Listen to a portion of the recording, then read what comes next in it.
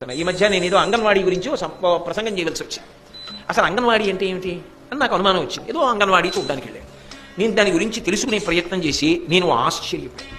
నిజంగా మీరు నమ్మండి, దాని గురించి తెలుసుకున్నప్పుడు నాకు కళ్ళు చెమ్మగిల్లాయి. ఇంత పవిత్రమైన ఉద్దేశ్యమా అని. కటిక పేదవాళ్ళు ఉంటారు, వాళ్ళు గర్భిణీ అవుతారు. గర్భిణీ అయినప్పుడు అయ్యో మనం ఇంత పోషకాహారం తినాలని కానీ, ఇంత పప్పు తినాలని కానీ, ఏదో వారానికి ఒకసారి కోడిగుడ్డు తినాలని కానీ, ఓ పండు తినాలని కానీ, ఈ రక్త పరీక్ష చేయించుకోవాలని కానీ వాళ్ళకి ఏమీ తెలియదు. దానివల్ల రక్తహీనత చేత పురుటిలోనే చాలా మంది తల్లులు మరణిస్తుంటారు. మరణించి ఆ పసిపిల్లలు మిగిలిపోతారు.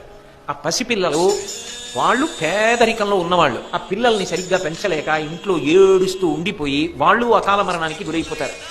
70 సంవత్సరాల స్వాతంత్ర్యం తర్వాత కూడా పరిస్థితి ఇంత దుర్భరంగా ఉంటే అంతకన్నా అవమానకరమైన విషయం ఇంకోటి ఉంటుందా?